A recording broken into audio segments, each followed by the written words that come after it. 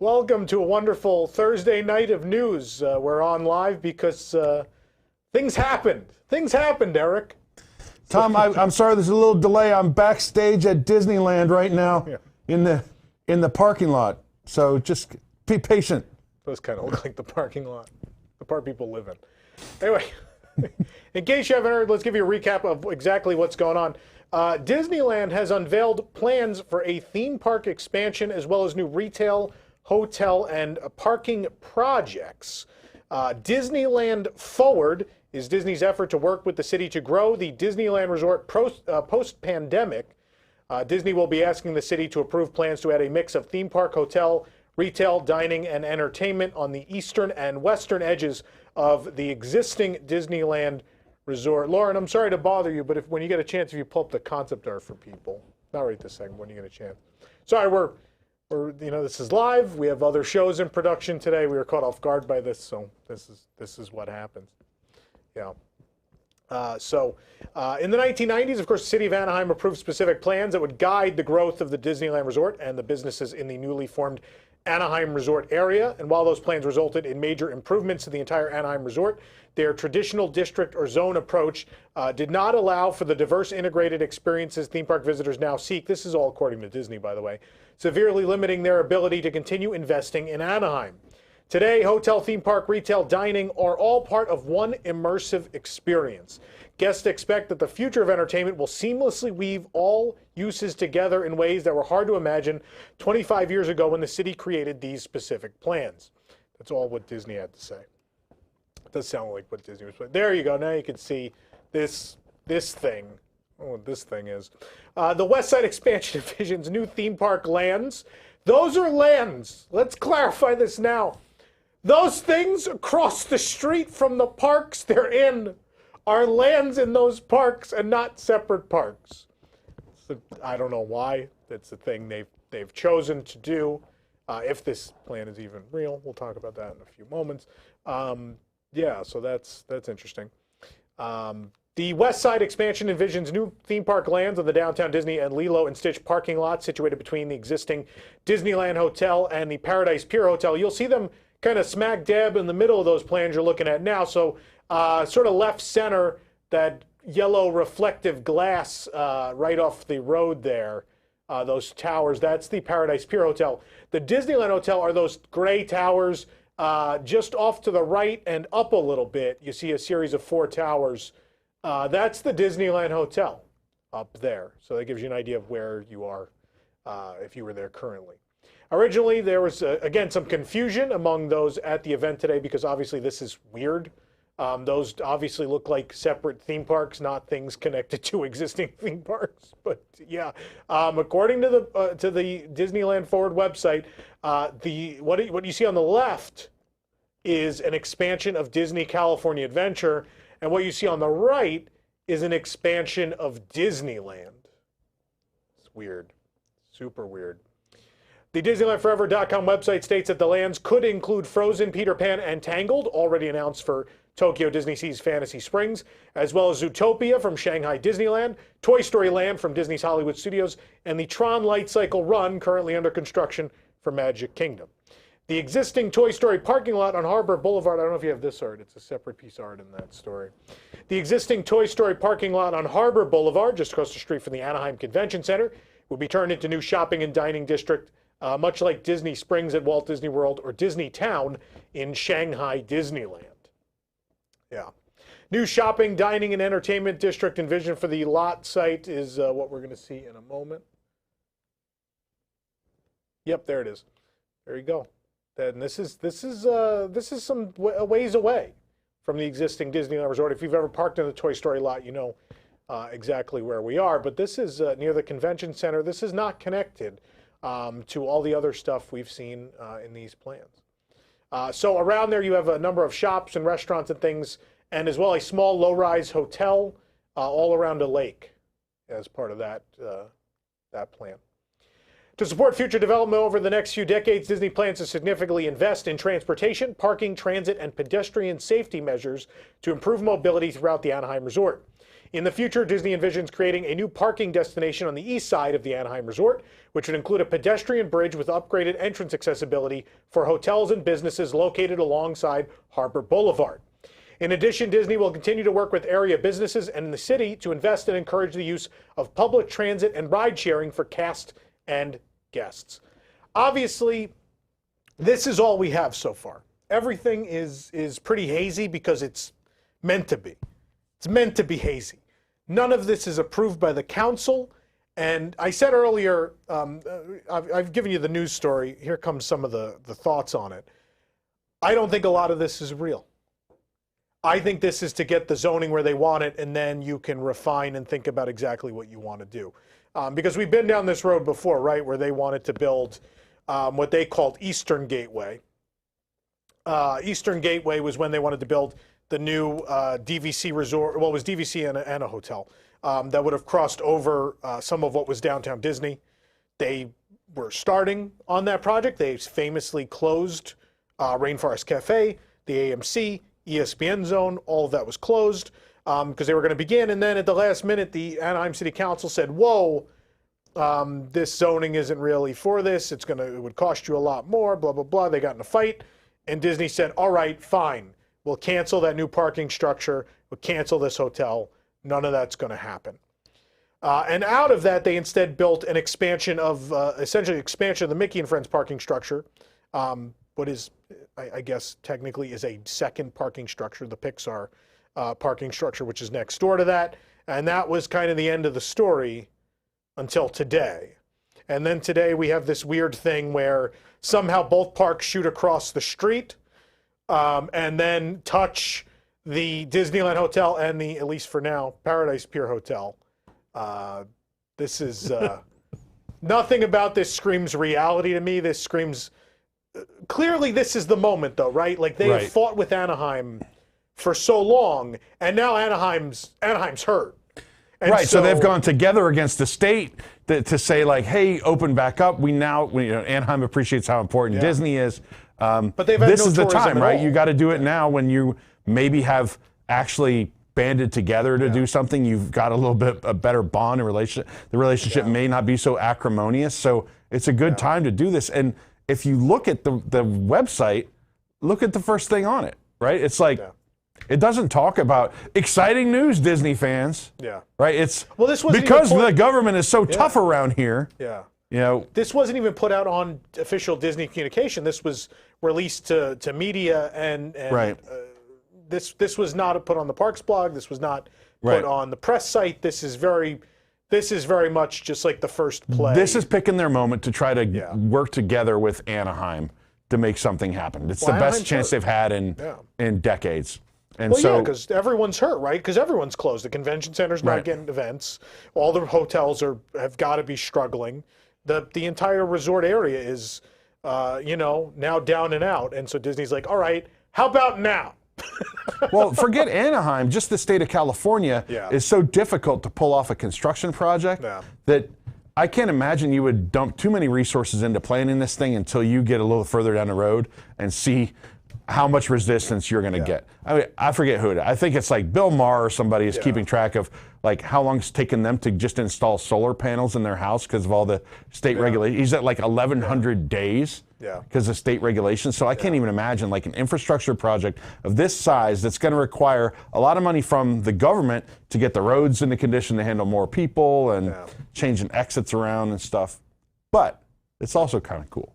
This is what these are the moments we live for as fans, right? Absolutely. And like, I don't have a problem. So if they tomorrow are like, yeah, we are just building Fantasy Springs as an extension of Disneyland, and then completely nonsensically, we are building Toy Story Zootopia and blah, blah, blah as a DCA offshoot, that would be great. But if you look closely at these plans, so if you look at not really just the concept art, but the other piece they put out, which has sort of the layout of the attractions and stuff, it's very much a copy and paste, which is why I'm like, this was thrown together this is not a final plan. This is very much like, here's a rough idea of what we might do, give us our zoning, and then we'll do what we need to do. Because if you look closely, it's the Shanghai ropes course is like in the middle, and it's the just one attraction that would Springs. never get approved in an American park. It's like Fantasy Springs projects. Yeah. It's Toy Story Land. It's a bunch of things that don't necessarily make sense, and it's just like, well, what are the things you guys can pull the PSD files of right now? Yeah. They're like, well, we got these right now, Bob. All right, well, let's put those out. Well, I wonder too, like, so you're saying it's two separate extensions to the two parks. What if it's like a shared extension? What if it's like the Hogwarts Express, where it's like a shared resource between the parks and anybody, the park hopper, can go in there? So here's the thing. They used Fantasy Springs as an example, right?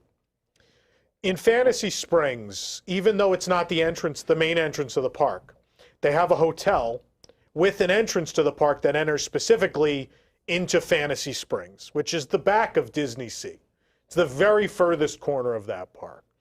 And so what they're saying here is they're drawing a comparison that's like, these are extensions of these two parks, but the idea is to create one big resort experience. So essentially the Paradise Pier Hotel goes from being this dump we bought that's not really close to DCA to being this dump we've rethemed that's now in DCA. Right. The Disneyland Hotel, which Disneyland in its name, suddenly finally becomes a part of the park it's always been named after, after 60-something years. So as a concept, it really elevates the value of both of those resorts, right? You're building a DVC tower at the Disneyland Hotel also. Right. So you have units to sell there. If you're going to invest the money to retheme the Paradise Pier Hotel, you probably want a good reason to charge more for it, without really changing the building or altering too much of the amenities. Yeah, I mean, I think we're so far out on this. Like,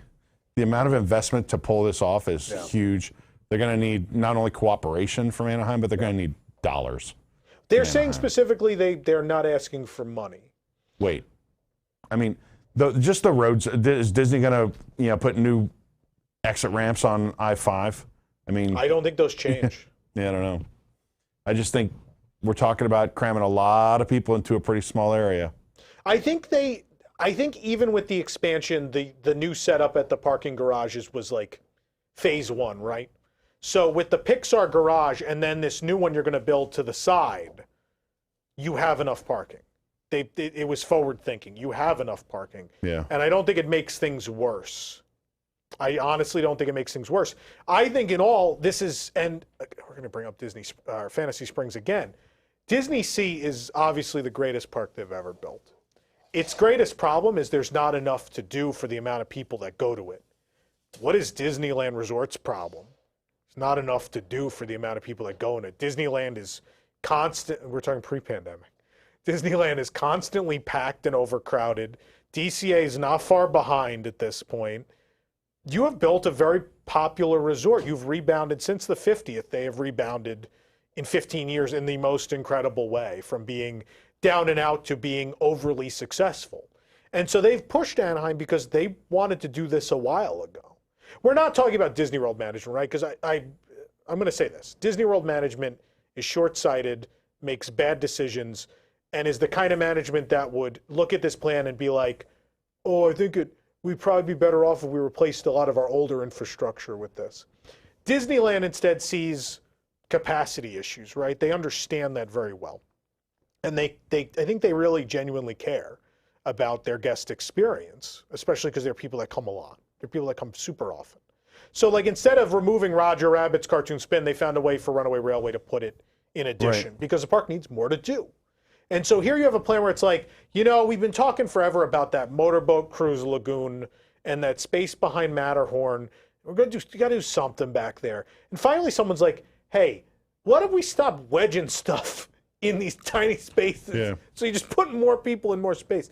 What if we actually develop a plan where there's a third, obviously that Toy Story parking lot a million times was supposed to be another park, over and over again, supposed to be a third park. Plan didn't really work out. They have a different idea for it now. But now they're like, hey, what if we put the park on the other side? And what if it's not actually its own gate? What if it's extensions of the 2 parks? Yeah. Because what if we'll just charge more? Of We'll course. just charge more. There's more to do. We can charge more. Especially for the hotels. Yeah, absolutely. That I think is the main thing. I think they see that they need to add hotels, which is part of this. There would definitely be another hotel in that park. There's obviously a hotel in that Disney Springs complex. So you're adding rooms overall, but you're also you're increasing the value of that Paradise Pier hotel, which was already overpriced, and now you need to find a way to be like, okay, we know it was rough when we were charging you 4. Well, we can charge you 6 or 7 a night. What if we could do that? And that's, it's LA, they can. And it's not that many hotel rooms. Between the Disneyland Hotel and Paradise Pier, there's enough of a market to bear that. And then if you want to put more value-ish lodging at that Disney Springs thing, and cater to like a moderate resort crowd that maybe says like, that's too much, I can't afford that, I think you've got something there. Yeah, I mean, I think it's really a cool idea. I think they need a way to keep people there a little bit longer, right? Because you can if you go to Disneyland, how many nights do people spend? They spend 2 nights in hotels, right? I'm a bad example. Not you, right? But like your average person is going to. Average person probably like 2 to 3 days. If so 2 nights in a hotel. They go to then they go to Hollywood and go do other stuff, right? Yeah. So I mean, this makes it a 3-day park. A 3-day experience at least. I think it makes it more. Yeah, maybe more. I think they're trying to. They've realized like the Disneyland and Disney World crowds are 2 very different things. Yeah. And if they can attract like people that'll stay longer, people that actually come for a 5 or 6 day vacation, they should go for it. Yeah. And then Disney World's doing their own thing, and they cater to 2 very different markets. And clearly on Disneyland's success, the overlap doesn't hurt either of them. Especially for something like Zootopia, right? Because where else are you going to go to Zootopia? Right? You want to get on a 30-hour flight to Shanghai? They could build it at Animal Kingdom. Yeah, I think I think that Zootopia, as much as people think it makes sense because they associate seeing animals with the zoo, like aesthetically and thematically doesn't fit. California Adventure. I agree, but it's kind of like LA. But I don't think Zootopia thematically really fits in with Animal Kingdom, right? The beauty of nature and all this stuff. Now you're in a big city with monorails and I don't agree with stuff going by. I don't know. I'm never going to agree. I would love to have it. Don't get me wrong. The park is inspired by Walt Disney's fascination with animals, which part of that was the way they produced movies like Bambi and in later years The Lion King, which is the creation of that park. Yeah. And so it's coming full circle, right? Humankind's fascination with animals, and here it is in art form. I think Zootopia fits in Animal Kingdom. I don't agree with Joe Rohde. I don't agree with people. I think it makes sense. But I mean, we'll see. One thing about this announcement, too, like you said, it's not even... It's like a web page on its own, right? It's its own thing. Yeah. They're not pushing on Disney Parks blog. There's no like Walt Disney would have been standing in front of a giant diorama pointing out how exciting this would be and selling it. We don't have... After Eastern Gateway got canceled and that hotel, which that's embarrassing for Disney, right? Like that was on their Parks blog. That was on their press sites and everything. That was talked about at events. Like that's embarrassing. Like they had to cancel that, and then people laughed as they walked through. People staying at the Disneyland Hotel, which, you know, my parents had never been there before. The first trip we're staying at Disneyland Hotel, which is a great, it's so historic and really cool. Yeah. And then you walk in, their first experience with Disneyland was walking past an empty AMC theater, an empty ESPN zone, and that Rainforest Cafe. Like, they're like, this kind of looks like a slum. And I'm like, don't worry, it gets better. Now it's a slum covered with netting and satellite dishes. So, and so that was embarrassing. So maybe I think the right play is float it out there. Disney fans are going to pick it up anyway. We do better publicity than they do. Let us circulate the story. Let the city council think about it. And then once you get it approved, then announce what you want. Yeah, worst case scenario, you spend a few $1,000 on some like press pack. Yeah. And perhaps you get a little bit of goodwill and some concessions from the city council that you can put in your pocket and keep until you have money. But let's I hate to be Debbie Downer. If we look, but shut up, Pete. But you have to look at this from a historical perspective, right? This, in every way, feels like Disney's America. In every way, it feels like Westcott. In every way, it feels like all those things where you had the little prospectus book, and you open up, you're like, oh, that's the layout, and that's what they want to do, and these things never happen. Right. They never happen. And then, obviously, we think about recent history. Eastern Gateway didn't happen either. And so, between all that history, I don't think it's good to get too excited, because there's a very real chance that the city council, once the pandemic's over, is just like, nah, we're back to hating you. Yeah. No, we don't like that. Remember when you were mean to... But that being said, I will say this. So they thought of everything. Because what you have now is a plan that very specifically calls out your neighbors on Harbor Boulevard, and is a plan that doesn't hurt them, right? You're saying to them, like, look, we're going to do this for you. For you, our good friends, we're going to build you this shopping and dining district right on Harbor Boulevard. We're going to put a parking structure right near it. Improve the public transportation. People can come in and out. They could go to your restaurants. They could stay in your hotel, whatever. But we're building this here for you. In exchange, you got to be okay with this. You got to be okay with this pedestrian bridge. You have to be okay with what we're doing on the other side. You got to be okay with us building more hotels. And in that case, we will build you this. This helps you out. It gives people a reason to walk down Harbor past your business. And if you can't succeed with us putting that on Harbor, tough luck. They can also charge premium view on both sides of Paradise Pier now. That's. I don't think that was their number one consideration, but hey. I think the placement with the hotels was definitely something someone thought about. Yeah. It was definitely a conscious thought of. I mean, in an age where we think the Epcot Hotel is back on, a hotel in a park, they've clearly realized there is an ability to charge way more than they're already charging at these hotels. Look where they charge for the Grand Floridian. That's not in the Magic Kingdom. Yeah. It's close. It's not in it. But I think with it's not the closest. No, but I think with the Grand, I think a big part of the walkway. Yeah. I think even Disney World was like, you know what we could do, though? We could finish that walkway. And then you could advertise the walkway. We could charge another $100 a night for Grand Floridian. People might be more inclined to want to stay here now that they can walk. Mm-hmm. So there is clearly now this thought process of, Disney World's a lot of land, and it's cool that we built some secluded hotels, but look at the numbers we've seen at these hotels connected. Like the Grand Californian, we sell all the time. Look at how well that hotel sells. We built a DVC wing on it. It sold out instantaneously. And the people who own it can't even get a room there half the time. And so there is a need for all of this. Do I agree with the idea of connecting via tunnel separate lands and making these parks weird shapes? No. And I don't care. I don't even care if there's another exit out to the hotel, because I think it's weird.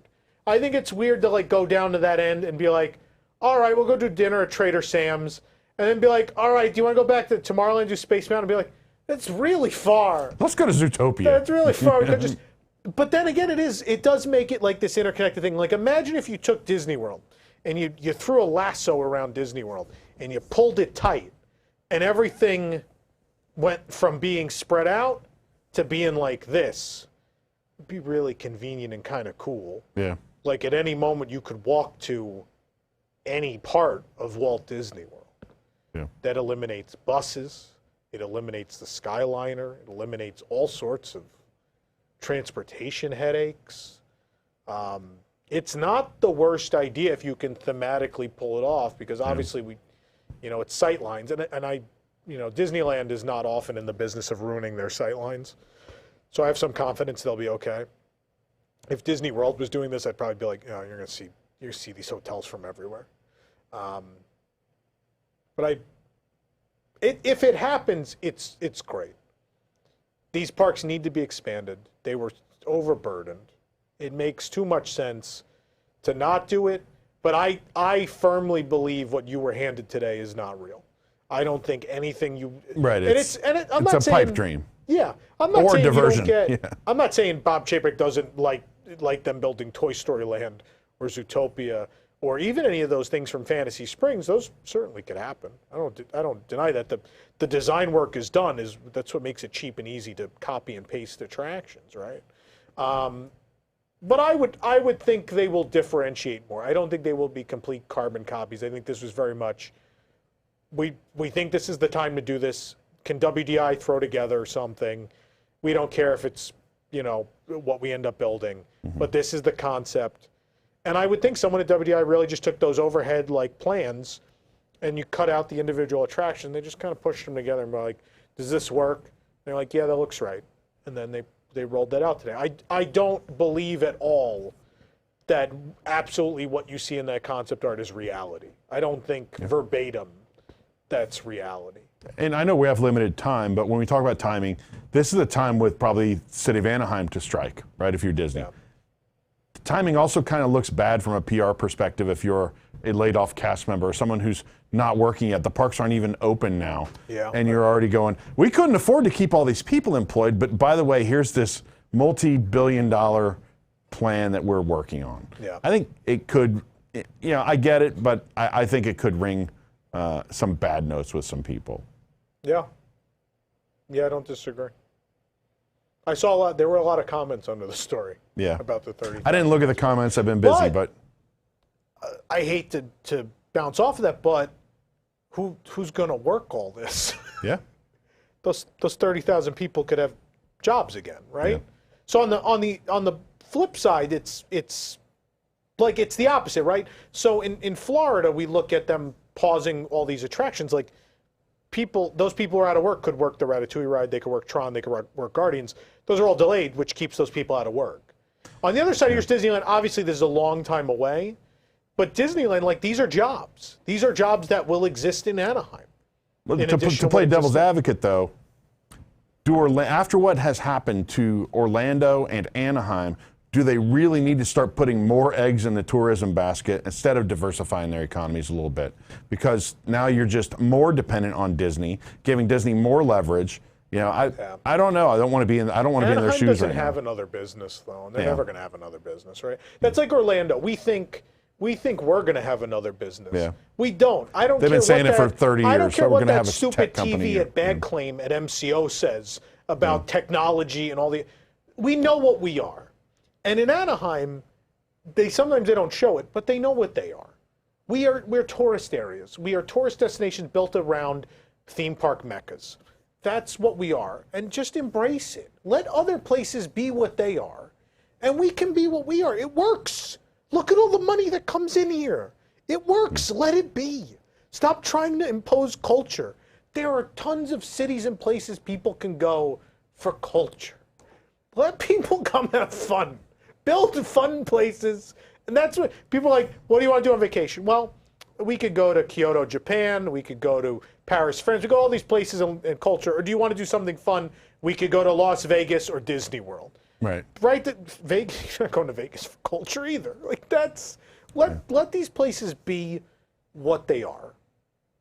And I think Anaheim will embrace this. I think it's wise of them to embrace this. And again, I'm not the biggest fan of current management, the Walt Disney Company.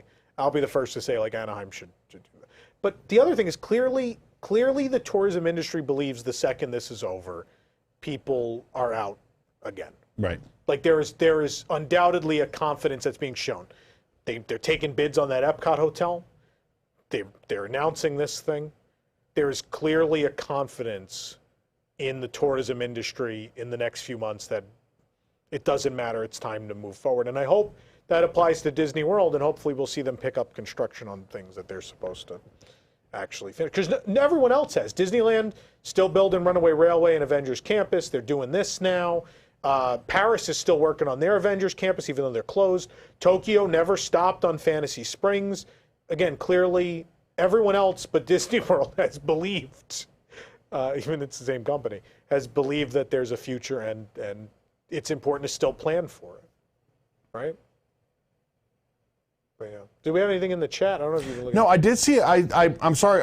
We don't have a big moderator with a big screen right now. I'm kind of checking on my phone. I saw a super chat fly by 15 minutes ago. Thank you for the super chat. It. I'm sorry I didn't read it on the air. I'm not even sure. Let me see. I'm scrolling. I don't know. Oh, there we go. It was from Steak Picado 86. They're pulling a Knott's Park plan, a.k.a. Knott has a theme park called Soak City that is across the street.